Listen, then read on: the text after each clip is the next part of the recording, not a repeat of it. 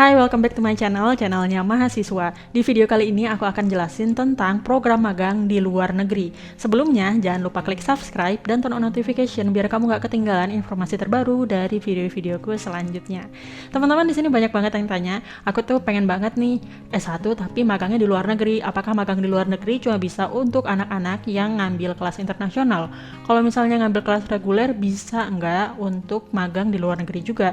Jawabannya adalah bisa, tapi kamu harus tetap aktif mencari program magangnya sendiri, jadi bukan dicarikan sama kampusnya. Kalau misalnya anak-anak kelas internasional, program magang di luar negerinya merupakan program yang kerjasama dari kampusnya. Pertanyaan selanjutnya yaitu apakah magang di luar negeri itu kita harus bayar atau mungkin bahkan kita dibayar nih? Nah, jawabannya adalah tergantung program magang yang kamu ambil. Kalau kamu ngambil program magang yang harus membayar, ya berarti kamu harus bayar. Ada juga program magang yang bahkan memberikan uang saku atau gaji bagi kamu. Program magangnya itu apa aja? Aku sebutin di sini ya. Ini ada beberapa program magang yang tidak berbayar dan bahkan menawarkan uang saku atau tunjangan. Yang pertama, Indonesian International Student Mobility Awards dari Kementerian Pendidikan, Kebudayaan, Riset, dan Teknologi Republik Indonesia. Program ini menawarkan magang selama 6 bulan di universitas atau perusahaan terkemuka di luar negeri.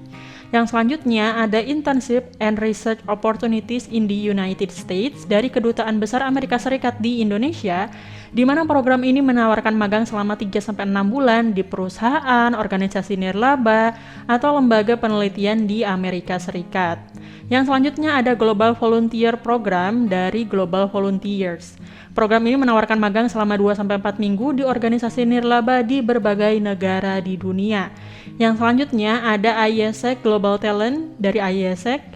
Program ini menawarkan magang selama 3-12 bulan di perusahaan atau organisasi nirlaba di berbagai negara di dunia. Yang selanjutnya itu internship dari situs internship.com. Nah, teman-teman bisa datang ke situs web ini dan kemudian lihat deh ada daftar magang apa aja di berbagai negara di dunia termasuk magang-magang yang gratis. Jadi, teman-teman mandiri cari sendiri informasinya. Nah, kalau teman-teman pengen dapat informasi lebih lanjut tentang program-program magang tersebut, teman-teman bisa langsung cari informasinya ke situs web resmi atau menghubungi perwakilannya yang ada di Indonesia, karena aku bukan bagian dari panitia penyelenggara program magang-magang tersebut. Nah, bagi kamu yang sekarang masih ada di semester awal dan merencanakan pengen ikut magang ke luar negeri nanti saat di semester-semester akhir, apa sih yang bisa dilakukan dari sekarang? Sebelumnya aku pengen bilang, keren banget kamu sudah merencanakan untuk magang dari sedini mungkin, karena banyak banget mahasiswa yang sampai di semester 5, semester 6 masih bingung magangnya mau kemana, baru nyari tempat magangnya di mana.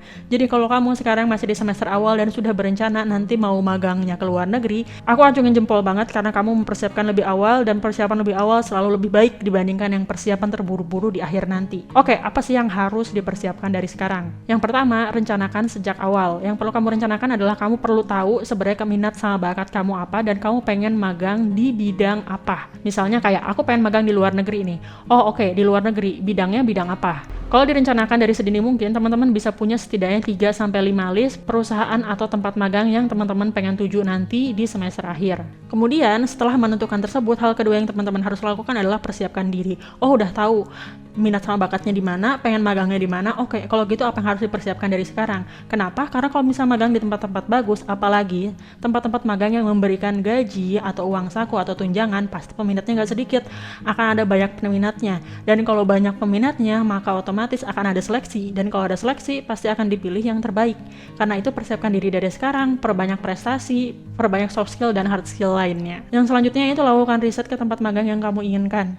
Nggak ada salahnya dengan melakukan riset kok. Setidaknya kamu jadi tahu, oh nanti kalau misalnya magang ini yang akan aku lakukan. Oh nanti kalau misalnya magang aku akan dapat pengetahuan seperti ini. Oh nanti kalau magang aku bakal ngapain aja. Selanjutnya itu buatlah resume dari sekarang. Karena resume menarik dan menonjol akan lebih diperhatikan dan akan lebih menarik perhatian dari para interviewer. Seperti yang aku bilang tadi, tempat magang menawarkan gaji dan biaya tunjangan pasti peminatnya banyak dan kamu harus lolos seleksi. Salah satunya adalah dengan membuat resume yang menarik. Yang terakhir yaitu latihan wawancara. Oke, mungkin nggak semua tempat magang mengharuskan ada tahap wawancara di proses seleksinya, tapi nggak ada salahnya kalau kita sudah mempersiapkan diri untuk wawancara. Jadi teman-teman bisa mencoba misalnya latihan wawancara sama temen, atau kalau nggak latihan ngomong sendiri, atau mungkin di depan kamera kayak gini. Kalaupun misalnya ternyata nggak wawancara, at least teman-teman punya kemampuan communication skill dan juga public speaking skill. At least harus punya kemampuan untuk ngomong di depan kamera atau bahkan di depan umum dan juga di depan orang baru. Oke, segitu aja. Terima kasih sudah menonton video ini sampai akhir. Kalau kamu punya pertanyaan lain, bisa tanya di kolom komentar di bawah ini. Dan jangan lupa klik subscribe dan turn on notification.